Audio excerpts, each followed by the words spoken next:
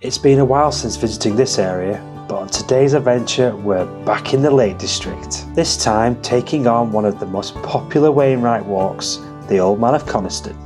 So pop the kettle on, sit back and enjoy the journey because this short film is a cracker.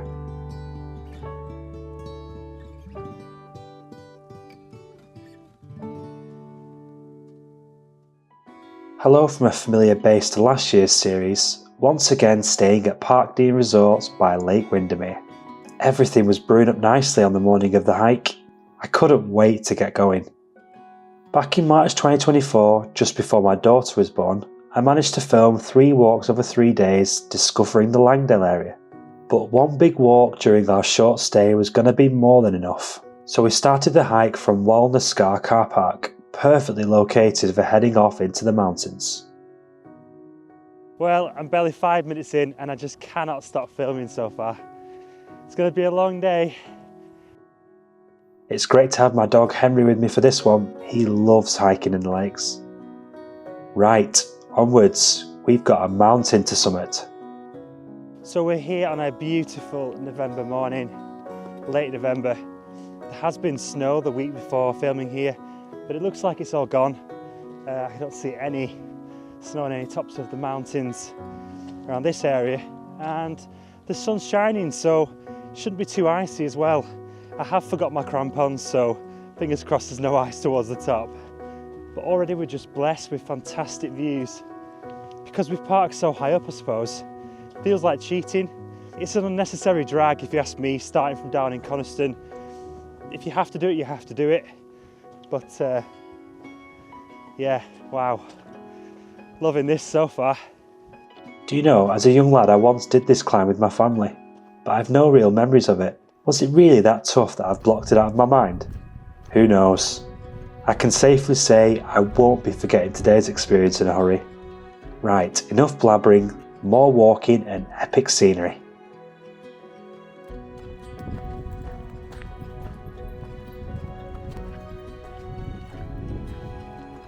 Before long we had open views over Coniston Copper Mine, which hasn't been an active mining site since the early 1900s.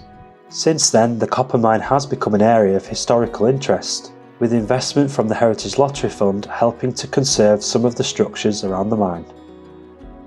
Today, you can even stay at the Coniston Copper Mines Youth Hostel, a great way to bring tourism and British history together.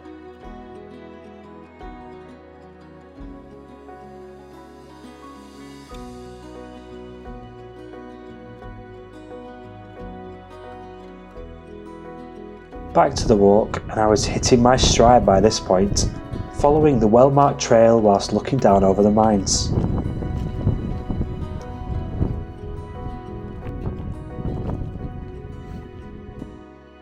Before eventually stumbling across an area that's known in the guidebooks as Boulder Valley. To be honest, I don't really know why they call this Boulder Valley, but I'll figure it out at some point. Yeah, right, Tom. There's literally boulders everywhere. Look at the size of this one. Really, I was just hoping a fresh one doesn't roll down the mountainside and squash me.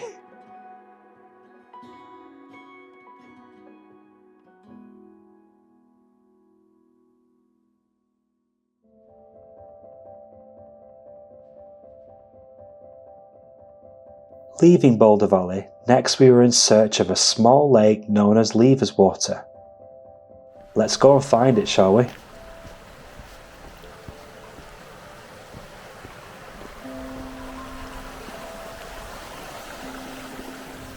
Yep, more boulders.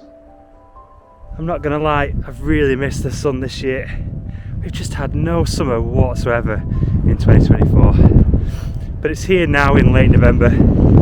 I'll take it. I'll take it.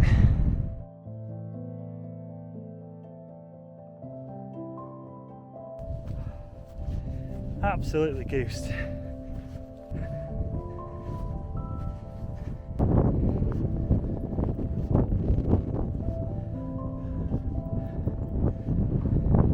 Now then, this must be what I was looking for.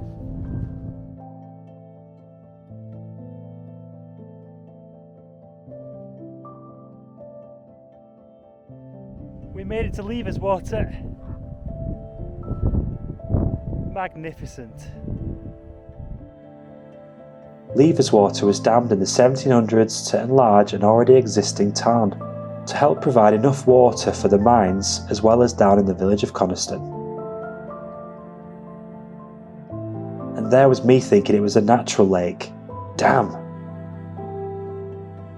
The surrounding landscape here was just spectacular, and with so many public footpaths going off in all directions, the Lake District really does offer never-ending exploration.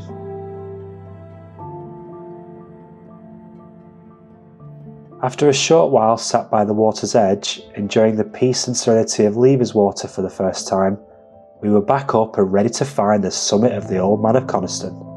And something told me it was going to be all uphill from here. Look, I'm never going to be one of them content creators that films like raw emotion. I don't know, it just seems cheesy to me, but I'm not going to lie. When I got to the water then, to Levers Water, I did feel like a real sense of, I don't know, yeah, just felt quite emotional. I don't know what it is about these like tarns and waters and whatnot high up in the mountains here in the lakes and other parts of the UK as well. But when you reach them, it's that real sense of calm and tranquility, and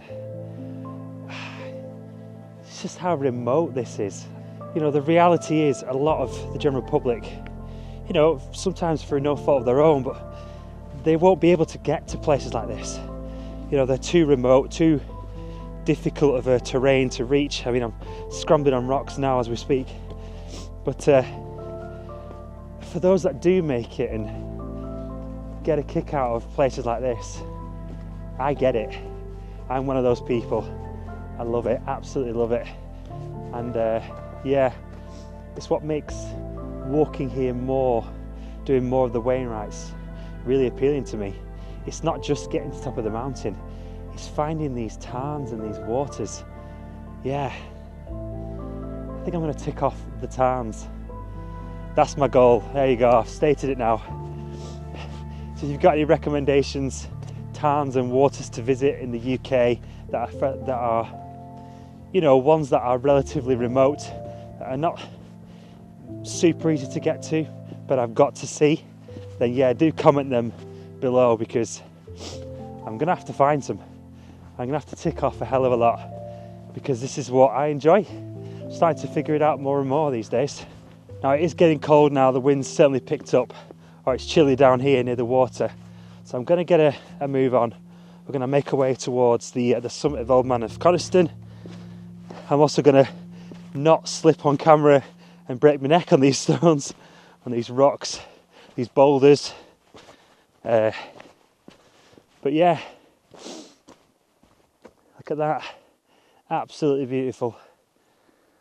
Now I am doing this midweek, bit quieter of course, but at the weekend I'm pretty sure still a lot of people will take the route that goes direct up to the Old Man of Coniston. I'm not sure they're going to come past this.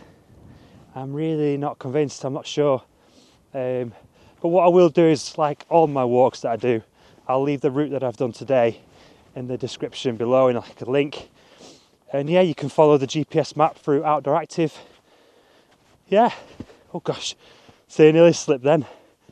But I'm well impressed, loving it. It's just a bit cold.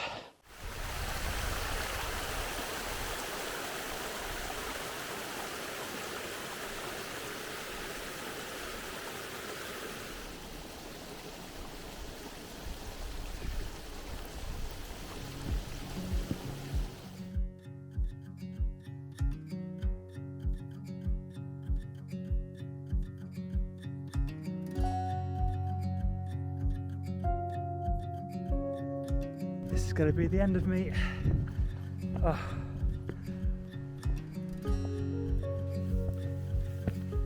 Not going to lie, this is probably the toughest stretch of the walk. I'm not built for steep inclines, not since my skinny road cycling days anyway. I put on a brave smile for this friendly chap who we bumped into, but in reality I was struggling. Plenty of photography stops were needed at this stage of the walk, if anything just for a morale boost.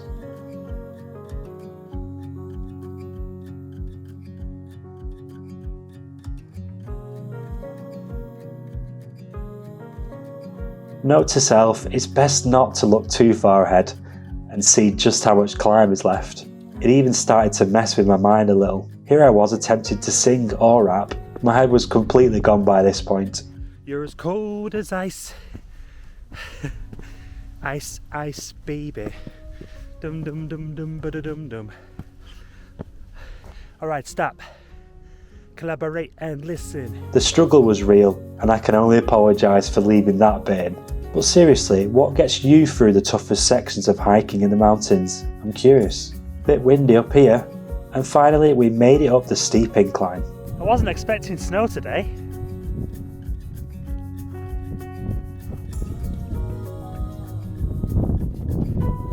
Such incredible views along this top ridge. I could see for miles. But it didn't take long before a sudden rush of mist started rolling in. I best get a move on.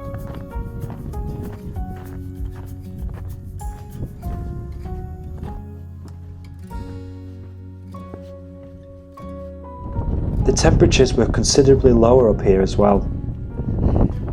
I feel like I've just entered the Antarctic. It's freezing up here.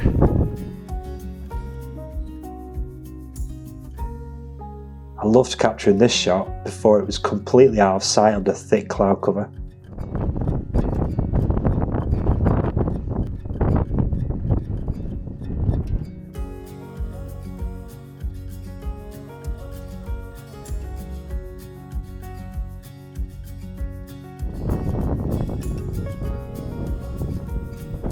It's a shame really. I was looking forward to the views from the Old Man trig point, but by now I could barely see the summit up ahead. This is when I started to get a little bit nervous, thinking, should I just call it a day and head down? But I decided to push on, quickly reach the summit before descending out of these claggy conditions.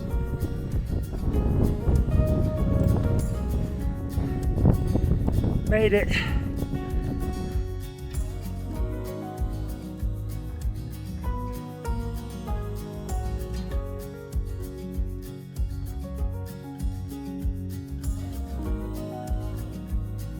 I was feeling pretty chuffed with myself.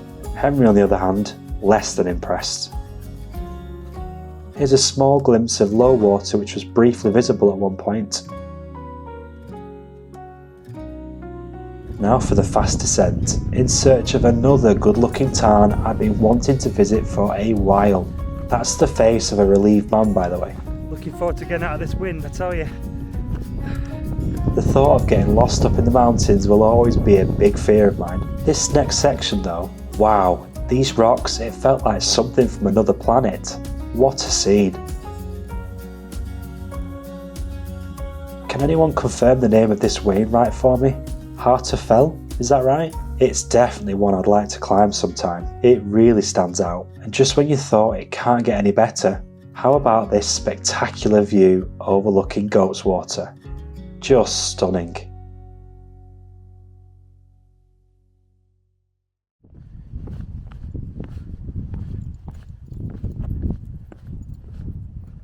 So we are starting to lose light now. I don't know how much more we've got left, but we're just passing Goat's Water in front of us here, and yeah, what a beautiful place to end today's film.